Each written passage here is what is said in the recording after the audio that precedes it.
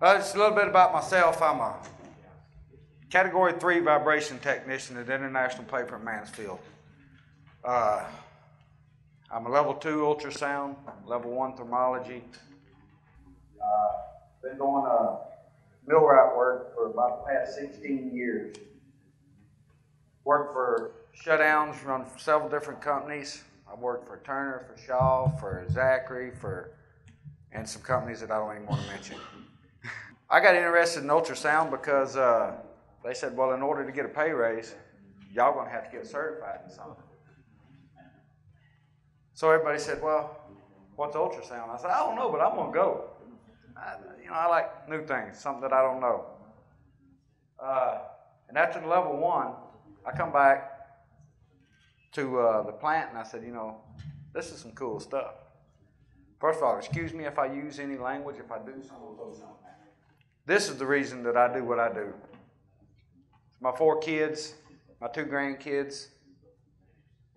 This is the reason that I want to try to do everything the safest.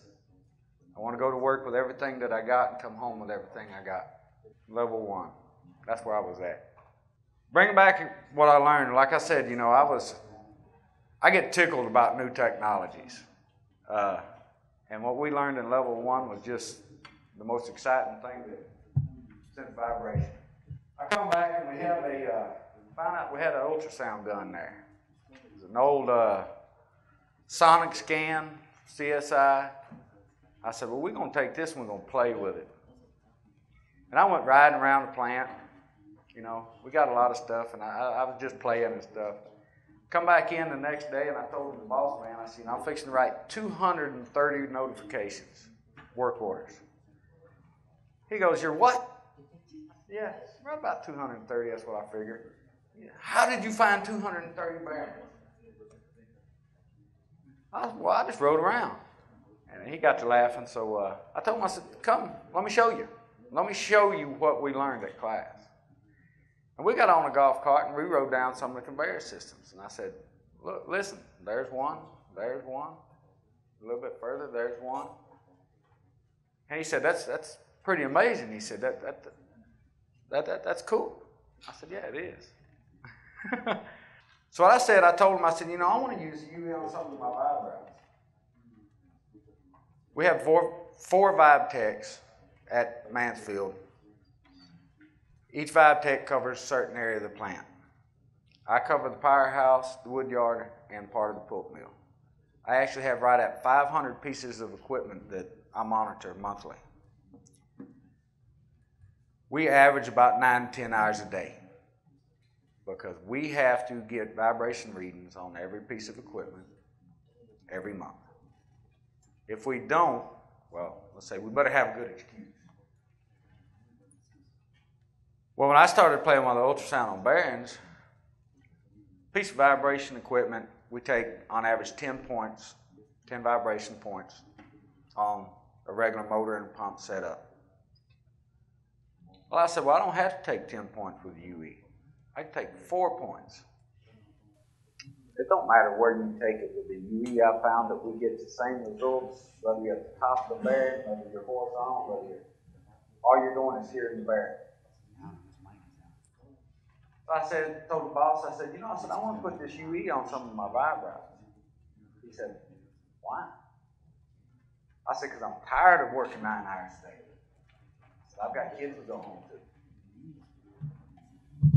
And he said, well, okay, you set it up, get it figured out, and let me know what you come up with.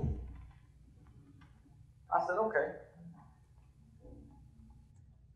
And this is some of the things that I went through with him, some of the benefits that, early warning, it supports other technology, used by all skills, very effective on slow speed, can be used in most plant areas. But my biggest thing on the whole thing is it's easy to use. You can take almost any person out there in your plant,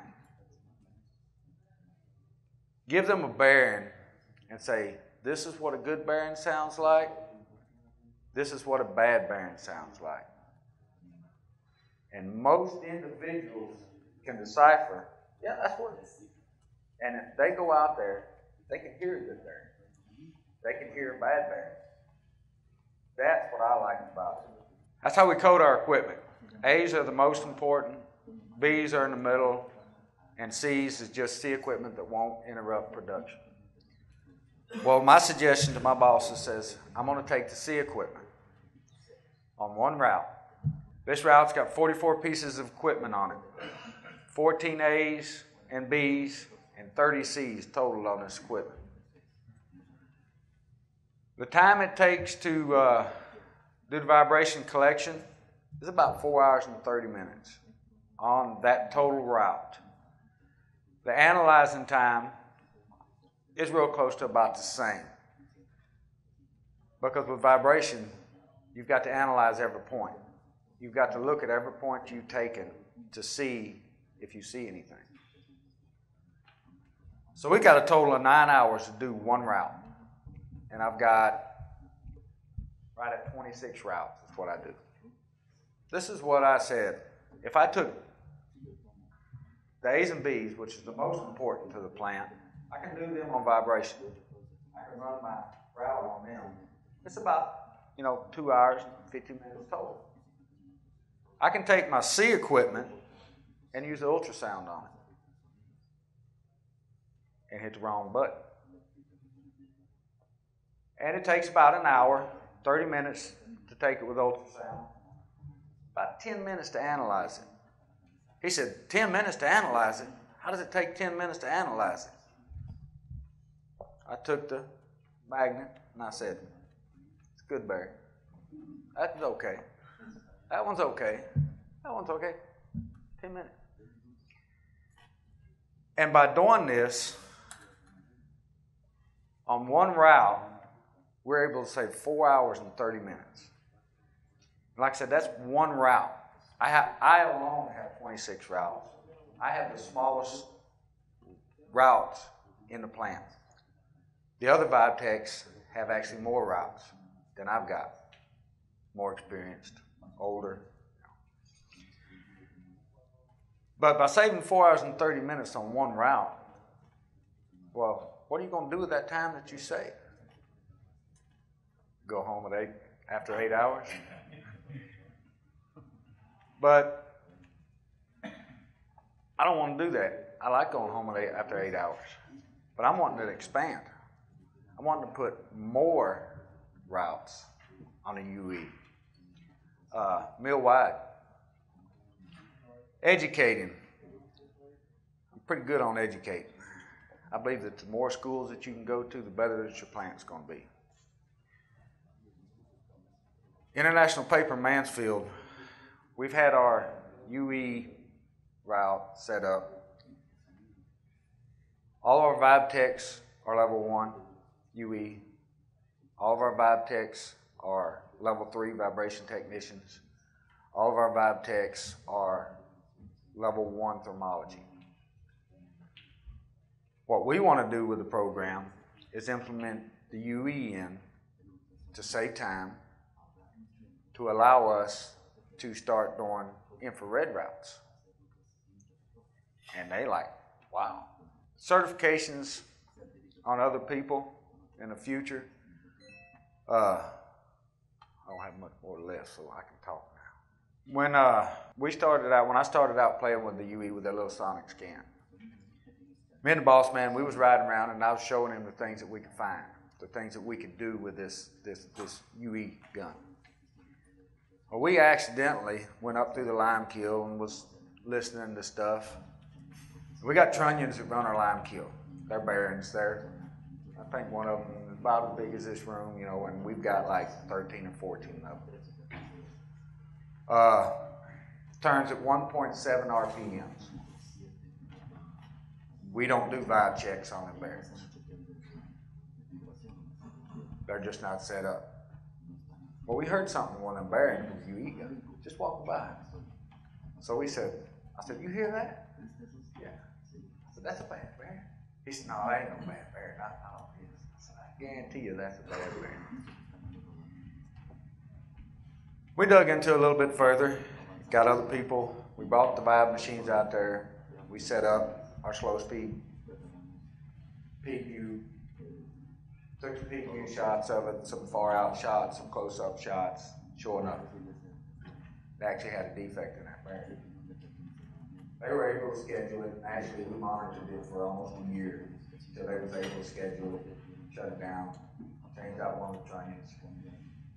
If that bearing would have failed, they were probably looking at $1 million roundabout somewhere, because they would have had to have cranes shipped in. They would have had specialty people come out and do this. Our maintenance manager, reliability manager over the plant, he was tickled. He said, "What have I got to do to help you get this UE set up in the plant?" I said, "Well, first I need a good gun." He said, "Give me what you need." So of course I did. And I've been a proud owner for 15,000, about a year now. And if you don't have one, you gotta get one. They are the best. But upon, getting this program started with this one route that I got started, I now have UE set up on almost every route of mine. We have UE set up on almost every route of the other vibe techs. And kind of the advantage that we have is our routes were already set up at our vibration routes. Our equipment was already set up. We know our equipment, we know where it's at. So it was fairly easy to set up a UE route.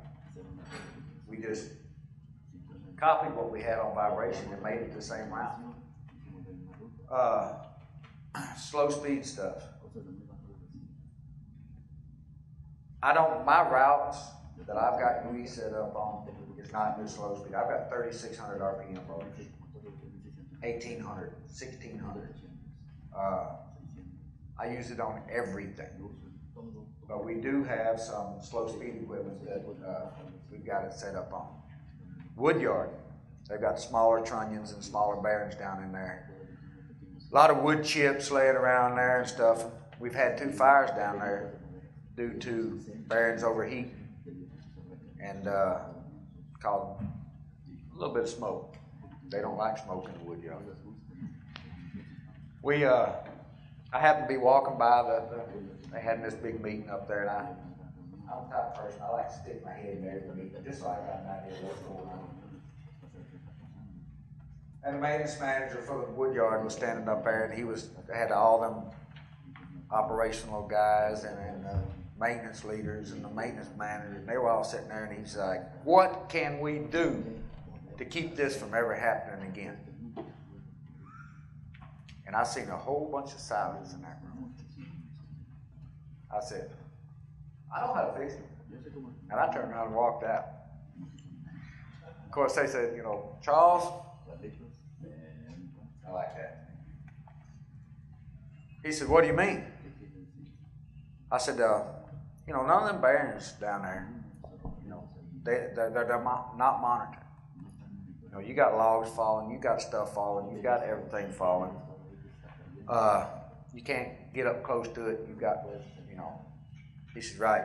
I said, "I can monitor them bearings." He said, "Well, how are you going to do that?" I said, "We can put UE on." He says, "Well, tell me a little bit." I told him, I said, as a vibe tech, we use a lot of accelerometers with cables. And I said, "I can guarantee you, UE's got something like that." And he told me, he says, "Get something together and come back and talk to me." I said, "Okay." So I contacted Pat from UE and was talking to him, and they got what they call the RAS systems. I don't know if any of y'all have ever used them. It's basically just accelerometers with cables. 25-foot cables to get them longer than that. You stretch the cables to where you got a central location point out of the safety area. You walk up there with your UE gun and you plug them in. Like that. We ain't had a fire. We ain't had a bearing failure down there since we put this in. I've actually put them in little boxes to keep the ends from corroding, keep anything from I got them in a line so I know which one's what bearing. That's the stuff that I'm trying to do with the UE program that we've got. As a vibration tech, we've got one. It's been real hard to push him on UE. You get someone with 20 years vibration, and they can answer any question you've got with vibration. Any bearing that you've got, you can go out there, you can take the time to set your data collector up to collect the correct data, the correct windows, the correct amount of lines. You can find that bearing. And that's been proven to me over and over again. No matter how bad it is, or if it's just a little bad. But with UE, the time factor is almost, it's not there. This is a vacuum pump, and this is the older gentleman. I'll say older, he's been there a long time. Older as in he's the old gentleman in VibTech. This is a bearing that on a vacuum pump. And I don't know, we can't see the lines on it. But bearing, let me see. It's sitting, the specifics on the bearing is a .009. We wouldn't notice that bearing. We wouldn't even really look for that bearing in that vacuum pump. That vacuum pump runs 212 RPMs. They called us because this vacuum pump was making noise. And they said, Charlie, bring the UE gun over here and see if you can hear why this vacuum pump's making noise.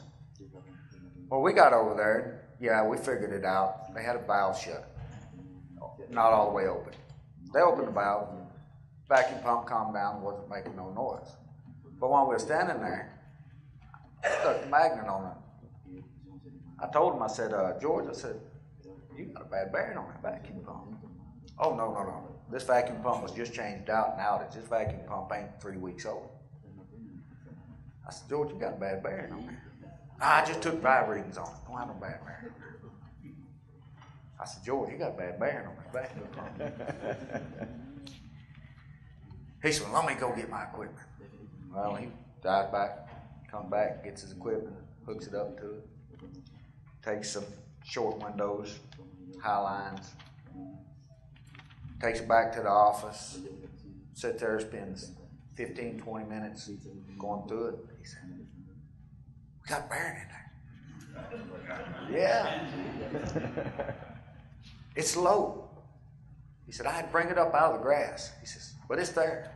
I said, yeah. I said, it's there. A brand new vacuum pump. Something that we would not have noticed or even looked for on a regular vibe route because it is so low. This is the outboard end of the bearing. This is the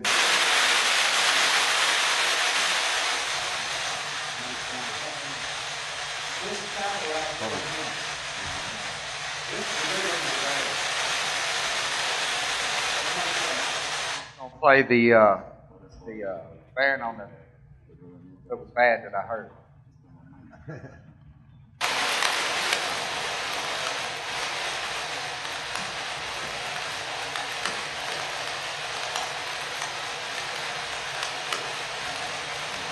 That bearing is at the point where we wouldn't have called it a vibration, and we still have not called that bearing to be changed.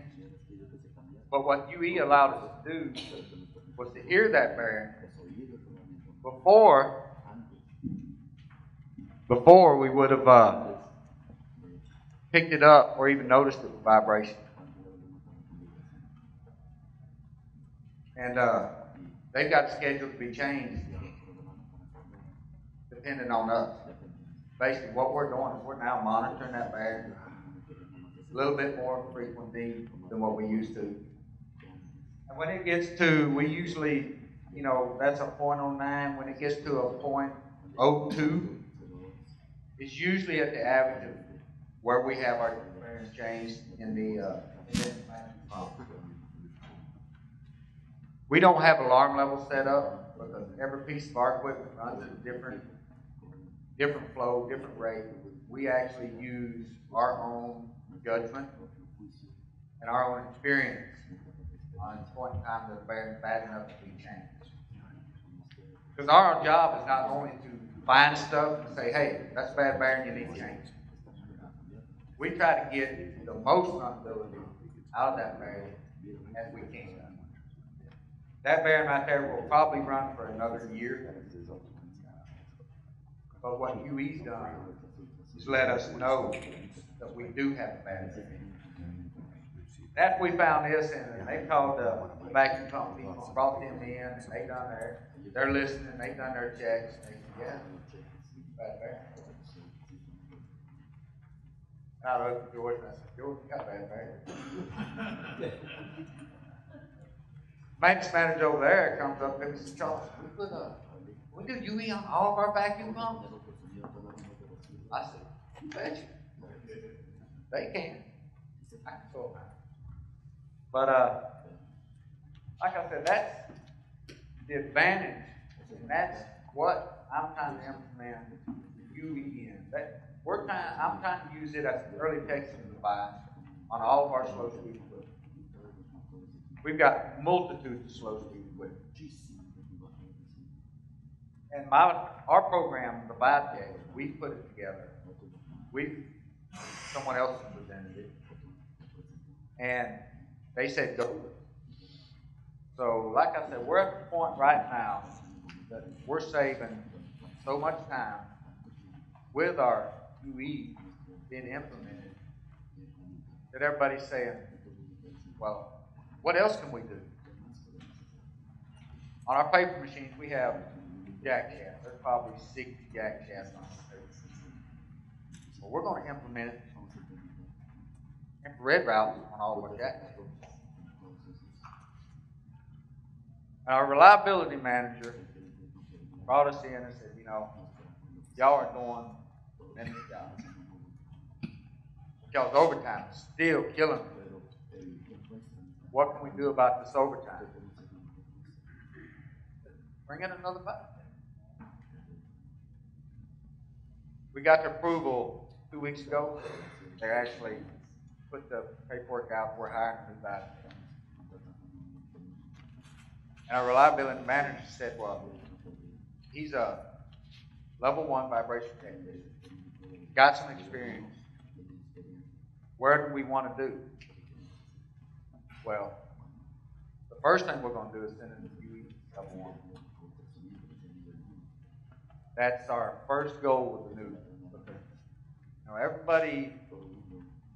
Every technology that we use to make this meal better, it's for us. I'm not a bean counter.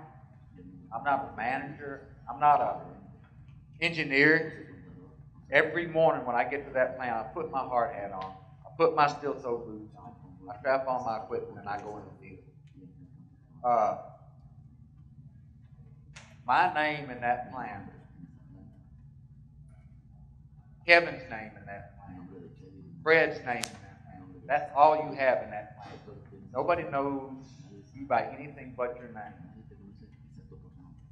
The better you are at what you do, the better your name is. And that's the way I look at it, using every technology that I can use, make every call that I can make everything be the best that I can do. Because when someone mentions Charles Strawn in that plant, I want somebody to say, yeah, he knows what he's doing. Get him over here. Any of our vibe techs can be called to any part of the plant at any time. We want to have the reputation and the knowledge and the training to be able to handle almost any situation that they call us. If we don't know how to do it, if we're confused, we want to have the knowledge to be able to pick up the phone and call somebody who does. Kind of conclusion, I guess, the more time you can save on one technology, such as vibration, means the more time you have to use other technologies, thermology, vibration, lubrication, all that to find different problems. The more technology you use, the more reliable you become. come, the way that I always say, the more reliability is runnability. And runnability usually means one thing: it saves money. Where I don't really care about money, I didn't blink an eye about buying it. But the ones above me, that's what matters to them. Or what everybody calls the bean counter. We can use the technology that we've learned through UE, through vibration, through infrared, make our jobs easier. The old saying, let's work smarter, not harder. UE is one of the smartest things I've ever come across. I mean, why wouldn't you use something that is faster, in some points more effective than what you're currently using, and allows you the time to actually implement other technologies into it?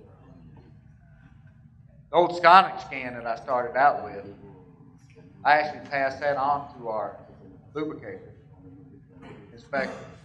They now have, every month they go out, once a month with a sonic scan, and as they're walking their equipment, just looking at them, once a month they make a round on all their equipment. I have that sonic scan with them. Nothing before me called, "Hey Charlie, I hear something." And they're excited about it. That gets their adrenaline flowing. You know. And of course Charlie will go out there, because I get excited about it.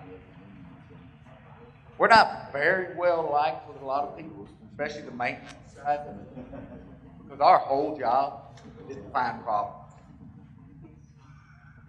When they see us coming Friday about 2 o'clock, I've had wrenches thrown at me. And I do it on purpose. But as long as we're still getting excited about what we do, as long as, you know, that our world is never the same. Never the same day from one to the next. Because we may find one thing, we may find something the next. We might not find nothing for 3 or 4 days. But it's the thrill of the find. Like the thrill of the kill. You know, I love going out and finding stuff. And if I can use more technology to find more issues, because eventually I want to be to the point where I can walk out there and do my vibration round. I can walk out there and do my UE round. And I don't find nothing. And I can go home at 3:30. That is our whole main purpose of this. Save time, be more effective in what we do, all the technology, and to go home at 3:30 to our family. Do you have a total time saved, like an annual number of how many 100 hours or all combined? What is that total number? I got no idea. I can tell you that on the one route, which that's what they allow, that's what I brought up, that I can take 4 hours on that route. But I can tell you, we set up my route. I do one route a day, vibration-wise. I do the route, and then I come back in and I analyze it. I've got my month set up. Every day of the month, I've got one route, and one day I analyze it. By doing this, I've cut it almost by 3/4. I mean, I don't have numbers, but I can tell you that I can get my vibration route done in about 2.5 weeks instead of, 2.5 weeks in that month. I can get my vibration route done. I spend another 4 days on my UE route, and then the rest of the time we can spend on, if we've got an issue with a piece of equipment, we may have to go back out there, take more data on it, investigate it. That takes away from time. But by implementing the UE route, that's allowed us the time to do that where we don't end up at the end of the month not having a route done. That kind of close to what you was asking? You showed that you weren't using it on your A or B priority. UE on A or B priority items. Have you considered doing that or doing both vibration and ultrasonic and comparing them? Right now we're working with our boss. They are classified A equipment. When they ask me if I can set up UE routes on the A equipment, that tickled me to death. So yes, we are actually implementing our more critical equipment into the UE routes. And the way that we're going to do the vacuum pumps is we're going to take a 3-month cycle. We're going to take UE the first 2 months and then take vibration the third month. And like I said, everything is trial and error for them. You have to prove that it's going to work. I know it's going to work. I mean, so we just started that. Like I said, this vacuum pump issue was recently last month. So we're actually trying to implement that in this month. But we've actually talked about in the powerhouse, because that's where I've got the most pull. We are putting it on a lot of our A and B equipment. Are you doing the routing and then the corrective maintenance also? No, sir. Say you come across a problem that has to be corrected, so your sole job is just doing the route. Okay. Our sole job is doing the route and analyzing the data. Okay, and then you have another crew that does the Our maintenance crew, stuff. Our maintenance crew does the maintenance. We actually, what we'll do is, when we find the issues, if it's a critical issue that we consider something that needs to be addressed right away, we can actually contact the maintenance foreman on the radio, and we have 2 maintenance guys that's designed to do nothing but to fight fires, and they will send them over. If it's something that can wait a little bit longer, then we actually create a notification or work order, and it goes through the system, and it's set up to be taken care of in the next couple of days. Your one old vibe tech that you have, does he come around? Our one old vibe tech that we've got is the one that's going to be doing a UE on the vacuum pumps. So I guess you can say he's come around. It was real easy once he listened to it, and once he actually hunted and found it. And like I said, it took him, he spent 30 minutes on it, 30, 45 minutes on it. I spent 2. And like I said, vibration is still our primary form. But by setting up the ultrasound routes as early detection, I mean, I proved the early detection compared to vibration. I mean, we could have found that bearing like he did with vibration. But taking as many points as we take on as many pieces of equipment that we've got, you don't have the time to spend doing that. But by using the UE, it has allowed us more time on the more critical pieces of equipment to spend looking at the data, to spend analyzing the data. The more time that you can spend analyzing, looking at your equipment, learning your equipment, the more reliable that you're going to be. Easier it's going to be to find the issues that you have before they do become catastrophic. Mansfield Mill last year was the most improved reliability of any plant that Mansfield, that International Paper owns. I don't contribute that to us, but it was a combination of the reliability program that we set up last year and everything that we put into it. I'm not sure exactly how many mills International Paper owns, but I know it's a bunch. And to be our reliability had come up from the bottom to the top of any other mill. I contribute that to the technologies that all of us, not just the vibe techs, but the other reliability people, the lubricators that everybody's put into place. And yeah, it falls right in with the UE. I mean, the UE is the simplest technology out there to use. I know I'm certified in most of them. it's the simplicity of that for anybody to be able to pick up and to go through a little bit of training and to learn. And the results that you get back from it are catastrophic. Just not enough that you can say about the UE. I mean, you know, we now have 3 UE guns. We've got 15, we got a 10, we got a 9. We're actually looking at getting another one here recently. We want every vibe tech to have UE guns.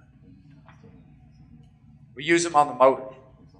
We are the only people allowed to put grease in any motor in that plant. There is no lubrication system set up on our motors.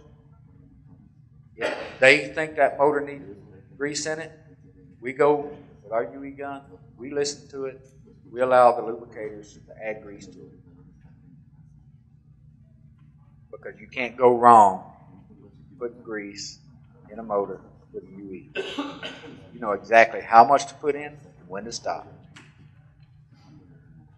And that's another, we have, last year we changed, I think they said 50 motors in this one certain area of our plant in 1 year. Now we have a lot of motors, but 50 motors. Year before last. Last year, by doing the lubricating with us, with the UE, we changed 2.